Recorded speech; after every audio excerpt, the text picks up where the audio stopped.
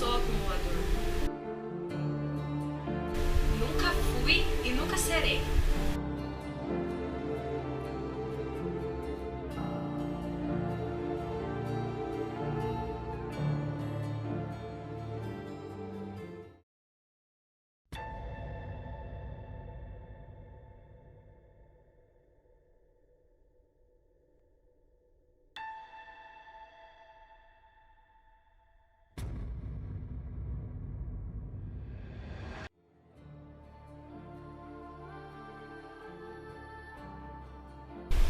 Sou Isadora, trabalho como técnica industrial há 15 anos e eu adoro colecionar coisas. Não me considero acumuladora. Já me disseram que eu sou uma acumuladora caipira, mas eu acredito que eles estão errados. Eu sou uma colecionadora. Oi, meu nome é João, sou irmão da Isadora. Atualmente, com esse transtorno dela, a casa vem apresentando muita sujeira, comida por todo quanto é lado, roupa pra tudo quanto é lado. Ainda mais agora fica aparecendo essas coisas de metal grande que eu nunca tinha visto antes. A minha reação quando eu vi isso foi: oh meu Deus!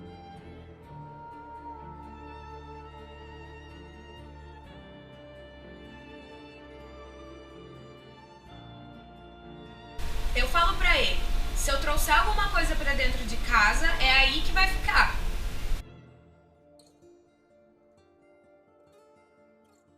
se ela não aceitar ajuda dessa vez, eu vou chamar as autoridades para levar ela.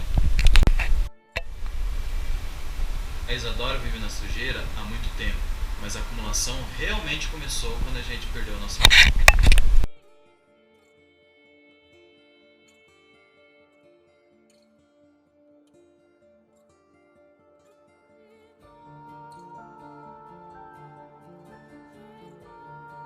Ela não reagiu muito bem quando perdemos nossa mãe. Elas eram bem próximas. E a perda de alguém muda muito uma pessoa. Quando a minha mãe morreu, eu me senti muito solitária. Eu trabalhava na instalação da Toyota na época, cuidando das máquinas. Eu gostava de ficar lá, eu me sentia uma engenheira. E naquele mês eu trabalhei tanto que a empresa me deu o título de empregado do mês e eles me forneceram um desejo: ter um compressor só meu. Pode parecer loucura, mas ter a oportunidade de ter um monstro daqueles em casa, conseguir dormir na minha cama escutando seu ronco, me proporcionou um prazer tão grande que me fez esquecer das coisas ruins. Quê? Um vizinho, esses tempos atrás, a denunciou por causa que ele não aguentava mais a bagunça e o alto ruído gerado pelos compressores.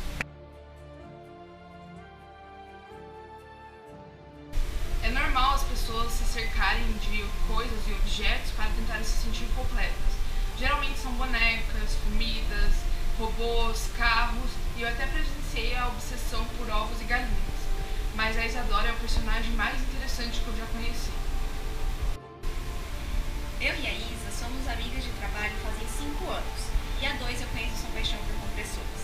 Fui eu quem a ajudou a entender melhor o princípio de funcionamento deles, e inclusive indiquei locais onde ela podia comprar por preços mais acessíveis. O compressor tem como função comprimir fluidos para que eles fiquem sob alta pressão. Eles são utilizados em diversas áreas da indústria, seja para acionamento de máquinas pneumáticas ou um processo de refrigeração, e são inúmeros os tipos de compressores existentes. Basicamente, existem 2 tipos: os de deslocamento positivo, que se subdividem em alternativos e rotativos, e os turbocompressores, que se dividem em radiais, também conhecidos como centrífugos, e axiais. Se analisarmos esse diagrama de seleção de compressores, percebemos que os compressores de deslocamento positivo possuem a capacidade de fornecer uma maior pressão, como percebe-se no compressor de êmbolo, que pode fornecer até 1000 bar. Já os turbocompressores, eles são indicados para o fornecimento de grandes vazões de ar, como no caso do turbocompressor axial, que pode atingir vazões de até 500.000 m³/hora.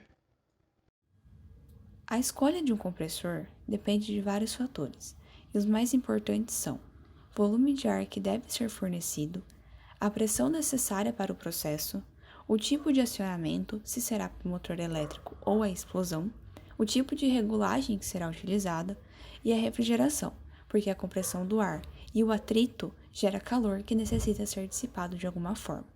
Além disso, também deve-se saber onde esse compressor será montado. O compressor de deslocamento positivo funciona da seguinte forma: a admissão do fluido em uma câmara de compressão. Por meio de uma peça móvel, o volume da câmara será diminuído, fazendo com que a pressão dentro dela aumente. Depois que o fluido atinge a pressão desejada, uma válvula é aberta e o fluido comprimido liberado. O que determina a subdivisão dos compressores de deslocamento positivo é o tipo de peça que realiza o processo de compressão, que pode ser rotativa ou alternativa. Um exemplo de compressor de deslocamento positivo do tipo rotativo é um compressor parafuso. Ele possui 2 rotores, um macho e um fêmea, e o fluido que será comprimido é aspirado e passa por entre os rotores, que ao rotacionar realiza o processo de compressão. Aqui atrás dessa geladeira tem o meu bebezinho. É um compressor alternativo utilizado no sistema de refrigeração de geladeiras. A compressão do fluido refrigerante é feita por um pistão que fica dentro de um cilindro. Eu tenho vários desse. Quando o refrigerador é ligado, o fluido refrigerante será succionado e comprimido no compressor, que faz com que a pressão do fluido passe de 0,6 bar para 8 bar e que saia a uma temperatura de 100 graus Celsius na forma de vapor. Neste momento, há um aumento da pressão de descarga e diminuição da pressão de sucção. O fluido passa pelo tubo de descarga para o condensador para que ocorra a transferência de calor do fluido refrigerante com o ar do ambiente. Durante essa troca, a temperatura do fluido passa para 55 graus Celsius e o fluido volta para o estado líquido. Esse fluido refrigerante passa então por um filtro secador que retira toda a umidade residual e, posteriormente, esse líquido é forçado a passar por um tubo capilar, que tem como função criar resistência à passagem do fluido sob alta pressão. Este processo é conhecido como expansão, onde há a redução da pressão, que volta a 0,6 bar, e a temperatura do líquido cai por volta de menos 23 graus Celsius.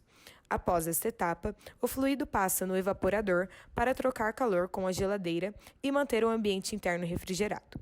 Durante esse processo, o fluido refrigerante evapora e sua temperatura se eleva de modo a ficar próxima da temperatura ambiente, e posteriormente ele é succionado pelo compressor, reiniciando o circuito de refrigeração. Sinceramente, desse problema de acumulação dela, o que mais me incomoda, o que mais me irrita são os turbocompressores. Se vocês não têm noção como isso me irrita. Para vocês terem noção como o problema da Isadora é tão grave, é impossível de viver nessa casa. Para tudo quanto é lugar que eu vou, tá muita bagunça. Bom, os turbocompressores funcionam de uma maneira um pouco diferente. Eles são usados em indústrias siderúrgicas, em fornos, também são usados na indústria de petróleo para fazer a reforma catalítica e também em processo de refrigeração. O princípio de funcionamento desse equipamento é o seguinte: o fluido vai entrar e vai ser movimentado por turbinas. Posteriormente, esse fluido ele vai passar por um difusor, que vai transformar a energia de movimento em energia de pressão, ou seja, a velocidade vai diminuir e a pressão vai aumentar. Em um turbocompressor axial, o ar entra na direção axial do rotor, recebendo energia das pás. A seguir, ele vai para um difusor aletado, que é o responsável pelo aumento da pressão. Neste tipo de equipamento, quase não há efeito da força centrífuga, resultando em um menor aumento de pressão. Portanto, esses compressores geralmente possuem mais que um estágio. Além dessas aplicações, o turbocompressor centrífugo também pode ser usado em carros para aumentar a potência deles. No caso do carro, ele pode ser dividido em turbina ou carcaça quente, carcaça central e carcaça fria, onde fica o compressor. O gás de escape que sai é direcionado para a turbina, e dentro da turbina há um rotor, que será girado por esses gases. Dentro da carcaça central há um eixo que liga o rotor do compressor ao rotor da turbina, fazendo com que o rotor do compressor também seja rotacionado. E na carcaça fria é admitido ar externo, que é comprimido e enviado para o motor, fazendo com que a eficiência volumétrica do cilindro do motor seja maior e, consequentemente, a potência do carro também aumenta.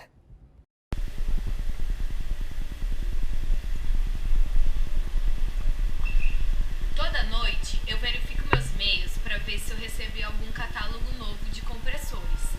E eu procuro oportunidades de poder ver esses equipamentos de pertinho.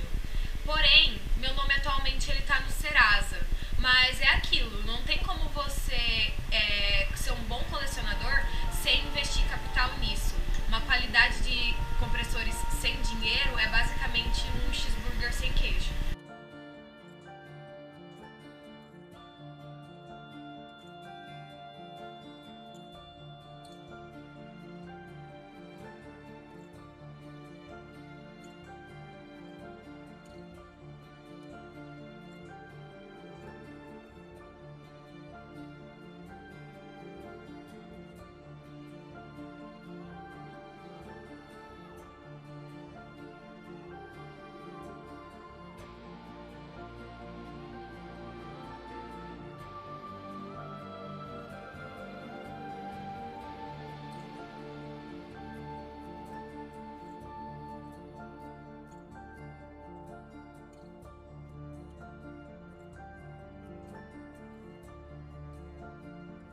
Aí cai no lavador, né? Aí vem aqui é o picador, todo sistema de esteirinha, né? Só triturador, outro triturador, aí passa pelos sistemas de gel ali em cima, aí vai para os tanques, né? Para esperar, aí passa pela purificação, tem as duas centrífugas que a gente faz, os dois equipamentos, por último o filtro lá, né? E a linha de secagem. O trocador de calor que eu falo é aqui primeiro lá em cima, tá vendo? Temos o compressor, né? E hoje ele é utilizado para limpeza, né? Claro, é um compressor pequeno, não é muito forte, mas é utilizado para limpeza no barracão, gera muito pó e tal, a gente precisa estar fazendo. Também há uma peneira, né, vibratória do equipamento, que é realizada com a pressão do compressor. Então, ele vibra para estar passando esse produto, peneirar e tal, a gente precisa. Então, limpeza. Entendi, legal. Eu acho que eu preciso de um desses. Sim, é bom, Então, né, esse é o compressor que é utilizado, né, para fazer a limpeza do barracão, limpeza de equipamento quando precisa, e para aquela peneira vibratória no misturador para fazer os amidos modificados para pão de queijo. É um desse mesmo que eu vou querer levar para casa. Amiga, tu não vai acreditar. Acabei de saber que lá nos moinhos esperaficos tem uns compressores que você ainda não tem. Corre lá pra ver.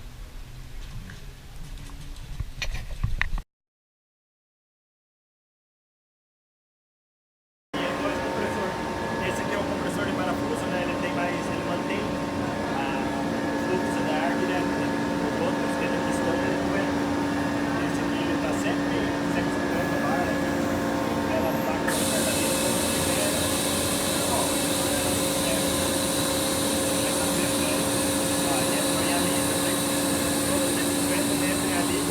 as máquinas do morro, ele o segundo é menos da só para limpeza ali do pequeno, né? Esse aqui.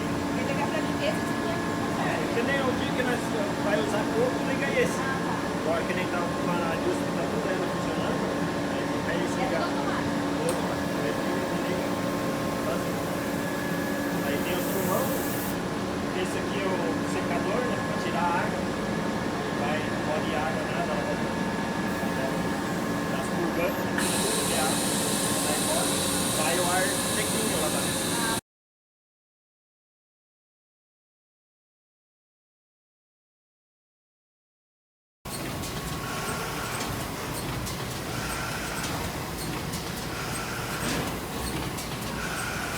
O sistema dela tudo essas fornachas aqui, tudo são ar, ó. Essa aqui é tudo ar, ali onde dá o tubo também é tudo com ar. O resfriador da solda aqui pode ficar muito quente e muito frio, né? Então quando ela está muito quente, ela já resfria. Tem que estar muito quente, senão ela tudo,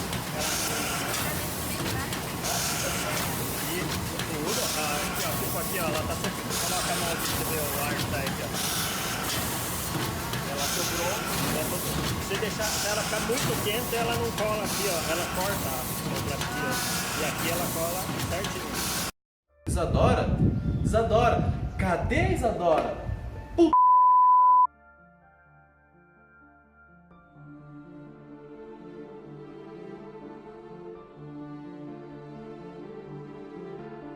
É brincadeira, hein? Calma, calma. Basta, eu não quero participar desse programa!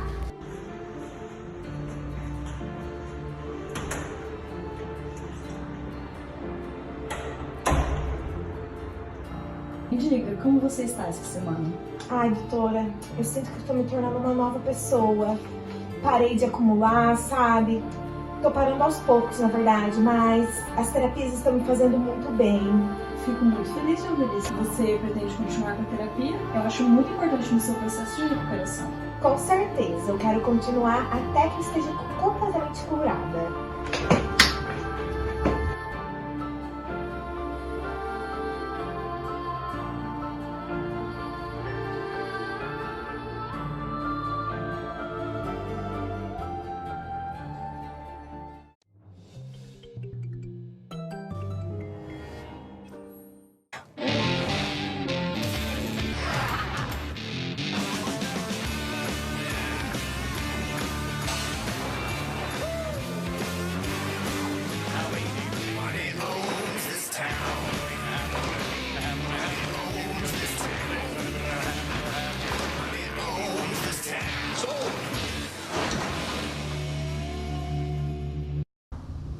Então, bem-vindos, pessoal, pro nosso leilão. Vamos levar esse incrível armário aqui e o lance mínimo é R$500. Então, 600, 600, 700, 800, 900, 900, 1.500, 1.600, 2.000 reais, 2.800, vai, ó, eles vão levar R$2.800. Vamos, não vai, dou-lhe uma, dou-lhe duas, dou-lhe três, vendido R$2.000. Eu fiz uma aposta nesse armário. Esperançosamente terá coisas muito valiosas dentro dele. Ai, Lu, acho que gastamos tudo que estava lá no armário. Sim, eu acho que agora finalmente acabou tudo. Vamos ver o que a gente consegue faturar aqui e vender. Sim, vou dar uma olhada. Caramba, que legal! Só pelo material parece que foi feito à mão. Quanto? Isso é uma nota de 100, com certeza. Provavelmente. Quanto você acha que vale essa Bíblia? Caramba! Isso aqui é muito antigo. Deve valer uns R$1.000, cara. Tomara, se demos bem. Vamos dar mais uma olhada aqui, ver o que mais tem. Vamos. Olha o que eu Olha achei. esse conjunto royal! Cara, isso deve valer no mínimo uns R$500. Nossa, É tomara. muito lindo. Vamos dar mais uma olhada aqui pro fundo. Caramba, olha o que eu achei. O quê? O que tem aí? Tem um ventilador, um compressor e alguns tubos. Caramba, e quanto que tudo isso vale? Após o leilão e os equipamentos encontrados dentro do nosso armário, vamos levar eles lá para o Esperafico, porque eu acho que eu conheço alguém que vai gostar muito deles, para ver se a gente consegue o nosso bilhete de refeição.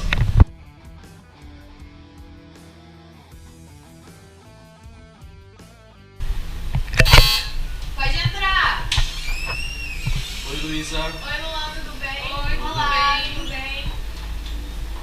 O que vocês vieram fazer aqui? Então, a gente comprou um armário e acabamos achando os ventiladores e esses tubos aqui e queremos ver com você o que poderemos fazer com eles. Isso me parece um transportador pneumático. Aqui na empresa nós trabalhamos com materiais que são transportados por transportadores pneumáticos. E pelo que eu tô olhando aí, vocês têm tudo que é necessário para construir um. Sério mesmo? Mas como é que funciona isso? A gente achou que era só uns tubos. Vou mostrar um pouquinho para vocês. O transporte pneumático pode ser definido como a arte de transportar materiais em pó, grãos ou granulométricos por meio de um fluxo de ar a uma velocidade adequada com pressão positiva ou negativa, de um local para o outro. A distância do transporte pode variar desde poucos metros até longas distâncias, sendo o transporte para longas distâncias o mais empregado. O material transportado pode ter uma variação de granulometria desde um pó fino, acima de 100 micrômetros, até grãos com 1 centímetro. Porém, pode-se transportar documentos ou amostras em tubos, dentro de indústrias ou laboratórios, com um sistema previamente preparado para esse processo. O transporte pneumático geralmente é aplicado para o transporte de materiais finos, que outros tipos de transportadores causariam a perca do material transportado, como, por exemplo, café, farinha, leite em pó, amendoim, areia, açúcar e muito mais. O princípio básico do seu funcionamento é a fluidização do sólido com um fluido que geralmente é o ar ou um gás inerte, sendo essa mistura escoada pela tubulação. Há dois sistemas utilizados para o transporte pneumático: o de modo direto, que se classifica sendo que o sólido passa através do ventilador, que é o equipamento de propulsão, e o indireto, quando o ventilador provoca o escoamento do gás de transporte, mas o sólido não passa pelo mesmo. Um transportador pneumático exige alguns conhecimentos determinados para sua aplicação, como pressão, velocidade e quantidade de fluxo de ar necessário para o racho do material a ser transportado, a potência exigida e as características físicas do material transportado, considerando-se que irão influenciar no desempenho do equipamento. As principais vantagens para a utilização de um transportador pneumático móvel de grãos são a praticidade no transporte e movimentação de grãos, a limpeza, pois ao aspirar o ar pela tubulação, a poeira e a sujeira são transportadas juntos, realizando uma limpeza no ambiente onde os grãos estavam estocados. A mobilidade, o transportador pode ser levado até o produto a ser transportado, e a segurança e saúde do operador, onde comparado com outros tipos de transportadores, é superior, devido ao menor contato dos operadores com o produto transportado e ao menor número de partes móveis. Em contrapartida, as desvantagens nos transportadores pneumáticos são o alto consumo de energia, até 5 vezes mais do que o transporte mecânico, são antieconômicos em percursos longos ou quando existe a necessidade de múltiplos estágios, a limitação da umidade do material e também o entupimento por parada do gerador de fluxo de ar. Além disso, o transporte pode ser prejudicado devido ao tamanho elevado das partículas, necessitando de uma velocidade de gás de transporte muito alta. E a temperatura muito elevada pode causar danos ao equipamento, o qual pode sofrer impedimento pelas características do material a ser transportado, pois partículas frágeis podem sofrer redução de tamanho e até mesmo mudança de aspecto. E esse transporte ele pode ser dividido em duas categorias, a fase densa e a fase diluída. Legal. Acho que a gente já escutou falar sobre isso. O transporte pneumático na fase densa apresenta uma concentração de material em relação ao ar bem mais alta, sendo normalmente acima de 50 kg de produto por quilo de ar, podendo assim fazer o transporte em baixa velocidade, normalmente entre 0,5 e 0,3 metros por segundo, o que é ideal para produtos abrasivos, pois reduz o desgaste dos equipamentos, e para produtos frágeis, onde não se deseja quebrar o produto que está sendo transportado. Também é utilizado para produtos misturados, uma vez que a segregação nesse tipo de transporte é bem reduzida. O transporte pneumático em fase densa pode ser do tipo tubo cheio, onde o tubo fica completamente cheio de produtos. Pode ser feito também de forma pulsada, onde temos tubo cheio intercalado com bolsões de ar, sendo o mais comum. E também há o em dunas, onde o material se movimenta através de dunas, formadas dentro da tubulação de transporte. Normalmente, se utiliza um vaso de pressão como propulsor e ar comprimido tratado, em média ou alta pressão. Pode-se utilizar ar secundário de transporte, injetado de forma espaçada ao longo de toda a tubulação de transporte, o que permite partir com a linha cheia e evitar possíveis entupimentos da mesma. As desvantagens são a necessidade de se utilizar um compressor de ar isento de óleo ou um sistema de filtração com vários estágios, inclusive carvão ativado, para não contaminar o produto que está sendo transportado. O transporte da fase diluída utiliza fluxo de ar de alta velocidade, de aproximadamente 40 metros por segundo. Na fase diluída, a concentração de material em relação ao ar de transporte é mais baixa, ficando normalmente entre 8 a 10 kg de produto por quilograma de ar. Para esse tipo de transporte, utiliza-se um soprador, ou bomba de vácuo, de lóbulos ou de canal lateral, que são isentos de óleo, dependendo das capacidades de transporte e das distâncias a serem transportados. Os investimentos iniciais da fase diluída são menores do que os da fase densa, além de que se consegue um controle maior do fluxo de material transportado, permitindo uma dosagem inline. Não deve ser utilizado para produtos frágeis e para produtos abrasivos, que necessitam de proteção especial nos equipamentos contra a abrasão. É limitado a pequenas extensões, também ao transporte contínuo de sólidos em taxas menores do que 10 toneladas por hora. Sob condições de fluxo diluído, as partículas sólidas se comportam como individuais, completamente suspensas no fluido, e as forças de interação fluido-partícula dominam esse processo. Mas eu ouvi falar que eles também podem operar de diferentes maneiras, não podem? Isso mesmo, existem duas maneiras de operação, por aspiração e compressão. Os transportadores pneumáticos por aspiração são utilizados para transportar materiais de diversos pontos de capturas e destinados a um simples ponto. Esse tipo de transportador é amplamente utilizado quando a superfície superior do material é acessível, como em silos de armazenagem e para a descarga de navios, sendo também utilizado para processos de limpeza. Como pode ser observado nesta imagem, um transportador pneumático por aspiração é composto basicamente por um bocal de sucção, que evita a obstrução do sistema, regula a entrada de material e de ar, por tubulações de transporte, por um coletor ou separador, que separa o ar do material transportado, e por um ventilador ou compressor, que movimenta o ar no sistema, gerando a sucção do ar que, por sua vez, transporta o material. O funcionamento desse tipo de transportador pode ser comparado ao de um aspirador de pó, pois utiliza a sucção do ar proveniente de um compressor para realizar a movimentação do material através de uma tubulação, e também de um filtro, para a separação do material transportado do ar. Já os transportadores pneumáticos por compressão são utilizados quando o material a ser transportado é introduzido no sistema por meio da gravidade. É um dos transportes pneumáticos mais utilizados. Como pode-se observar nessa imagem, o sistema utiliza, além de um ventilador ou compressor para fornecer pressão ao sistema, tubulações para a condução do material e, em alguns casos, válvulas para a difusão do fluxo. Além disso, existem os transportadores pneumáticos por aspiração e compressão, que utilizam o princípio de funcionamento dos dois tipos de transporte. É um sistema muito versátil e utiliza um único ventilador ou compressor, que atua tanto criando um vácuo para a sucção do material, como gerando pressão para o recalque do material. Equipamentos operando por esses sistemas podem ser divididos em tipos distintos como função de pressão de operação e volume transportado, como sistema em aspiração a baixa pressão e alta velocidade, com vácuo até 400 mm de coluna de água e velocidade da ordem de 20 até 80 metros por segundo. Um sistema de compressão a média pressão e velocidade, com pressão da ordem de 3 atm e velocidade de 50 metros por segundo. Um sistema de compressão a alta pressão e baixa velocidade, com pressões até 8 atm e velocidade até 30 metros por segundo.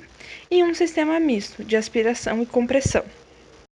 O transportador pneumático é composto basicamente pelos seguintes componentes: tubulação de sucção, ciclone de sucção, válvula rotativa, regulador de fluxo de ar, máquina geradora de pressão ou de vácuo, tubulação de pressão, saída e de descarga por gravidade, tubulação de pressão, funil de entrada, tubulação de entrada do ar.